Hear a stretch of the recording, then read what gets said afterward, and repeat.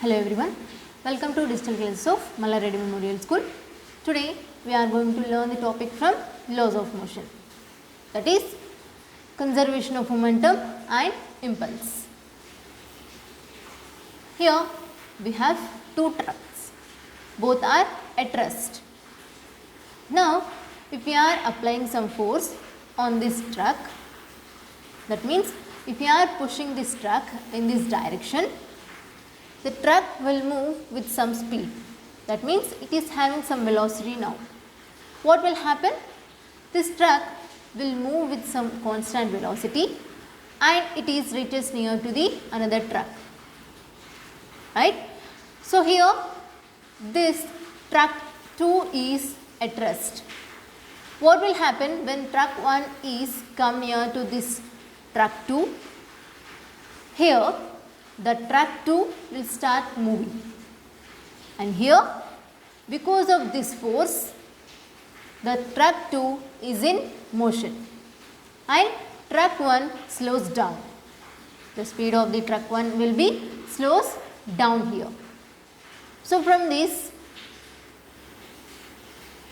you can see here.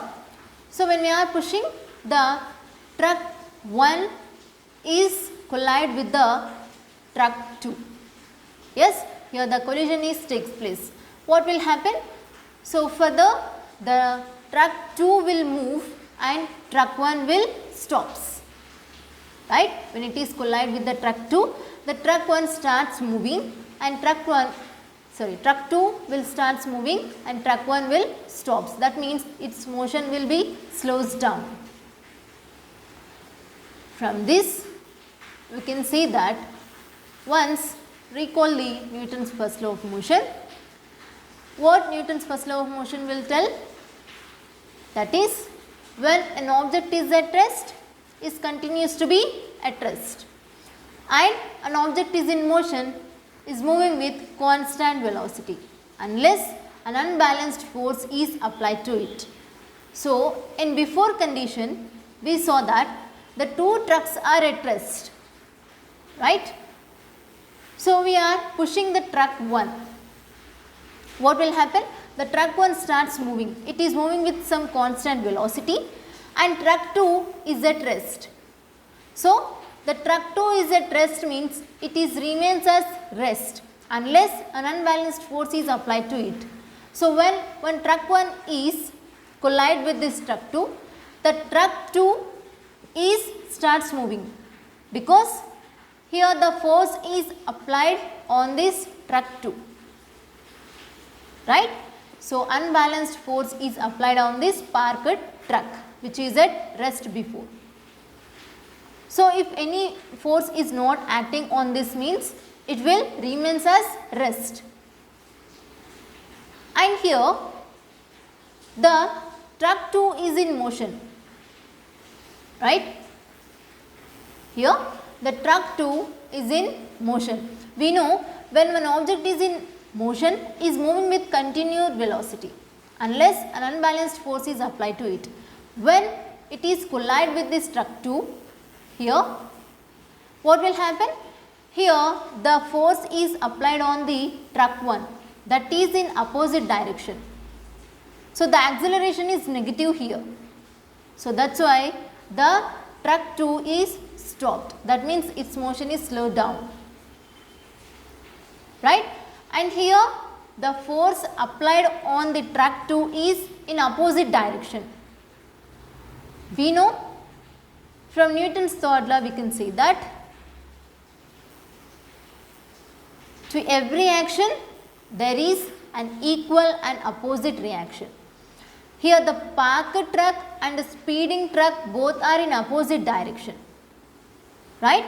So here we can say that the force exerted by the speeding truck on the here the force is exerted by speeding truck on the parked truck, as well as the force is exerted by the parked truck on the speeding truck, right? Here both the trucks are exerting some force on each other in opposite direction, right? So what we call this force? So let's take this truck 1 is as Fs and take the parked truck as a Fp. So force exerted by the speeding truck on the parked truck and force exerted by the parked truck on the speeding truck. So here Fs is the force exerted by the speeding truck on the parked truck, and another force Fp, which is the force exerted by the parked truck on the speeding truck, right? And here the both are in opposite direction. You can observe in this picture the Fs and Fp are in opposite direction, and the magnitudes of Fs and Fp are equal. We know from Newton's third law we can say that to every action there is equal and opposite reaction. So here these two are in opposite direction and their magnitudes will be equal. So here Fs and Fp are equal in magnitude. Yes, so here let us find this Fs and Fp. Here we are using only internal force exerted by these trucks and we are not using any external force exerted by these trucks. Yes, just we are using the internal force exerted by these trucks. That means the speeding trucks exerts force on the parked truck and the parked truck exerts some force on the speeding truck. Yes, so that is Fs and Fp here. So first of all we need to find the speeding truck. Okay, so how much force is exerted by the speeding truck we need to find. So for that we need to find the rate of change of momentum of the parked truck. So you can see here the force exerted by the parked truck on the speeding truck. So rate of change of momentum of this speeding truck, we can take this as a Fp, mass of the speeding truck equals to mp here, mass. We can take symbol as m, and here the parked truck we are going to find, right? So here the mass of the speeding truck equals to mp here, right? So the velocity of the truck is before collision and after collision we have to take. So the velocity of the truck before collision, that means initial velocity equals to up, and after collision the final velocity equals to vp, right? So initially the parked truck is at rest, that means it is 0. Just we are taking here general case scenario, so that is why we are taking here up. Yes, so the final velocity is vp. So we know momentum equals to mass into velocity. So the velocity is initially up and finally the velocity is vp. So mass we know mp. So initial momentum equals to mp up and final momentum equals to mp vp, right? So here we can take change in momentum equals to mp vp minus mp up. That means here we need to find the change in momentum of the parked truck, right? So here we need to take final momentum minus initial momentum. So that is mp vp minus mp up. So rate of change of momentum equals to mass of the parked truck and velocity of the parked truck. So here somewhat mistake in here. So this is mp vp minus mp up by t.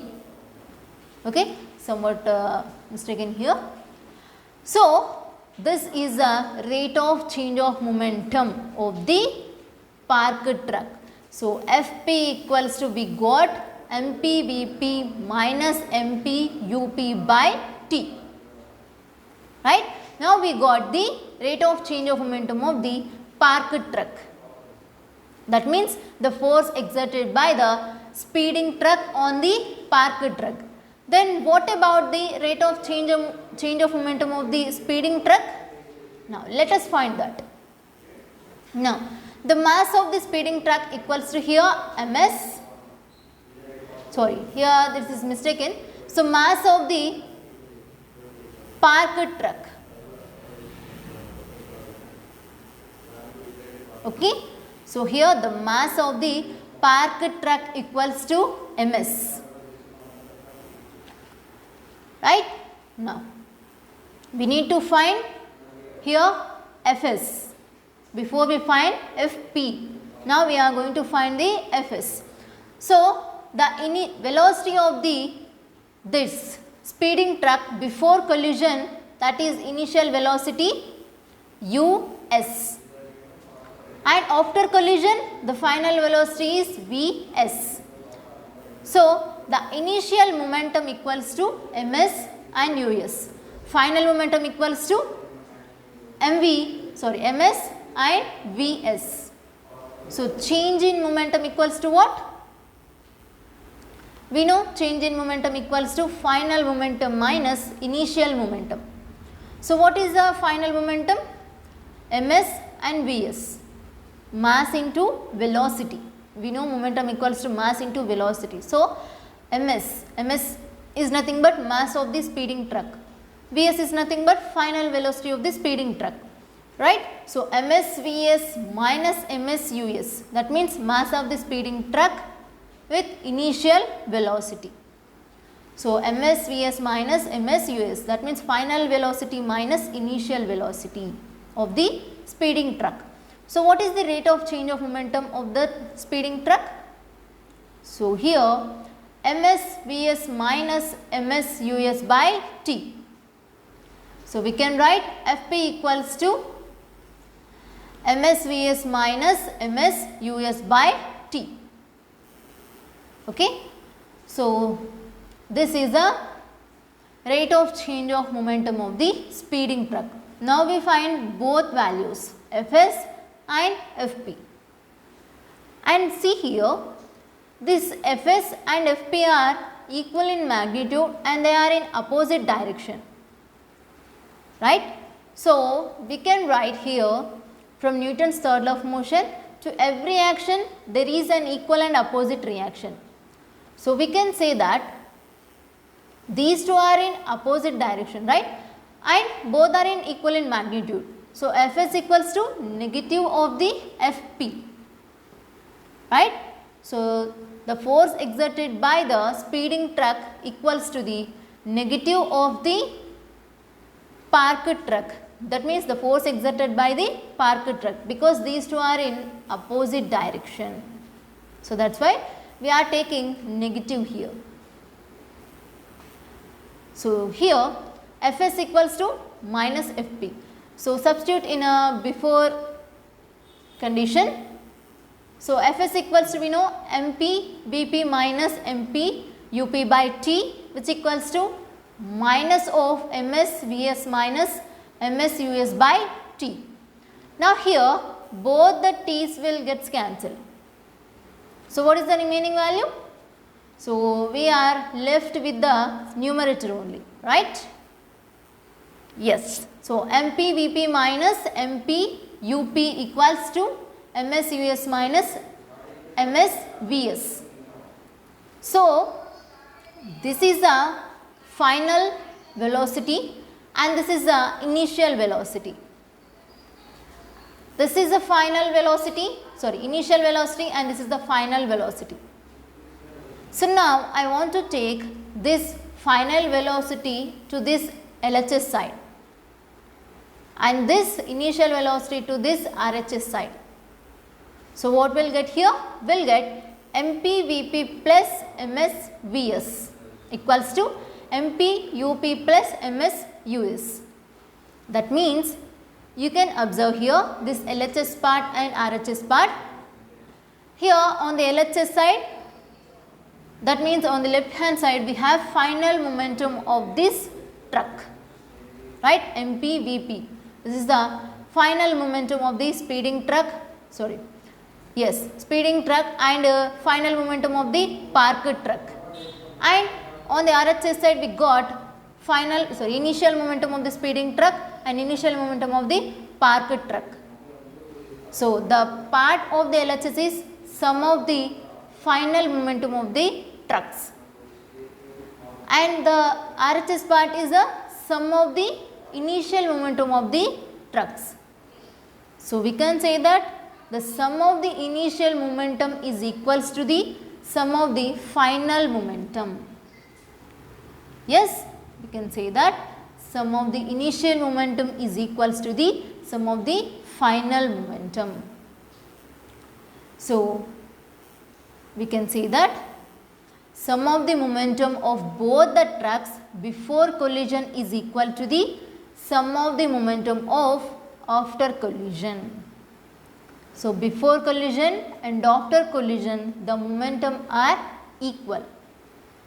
So this is known as law of conservation of momentum. Yes, we can say that the law of conservation of momentum, when two or more bodies act upon one another, the sum of their momentums remains constant.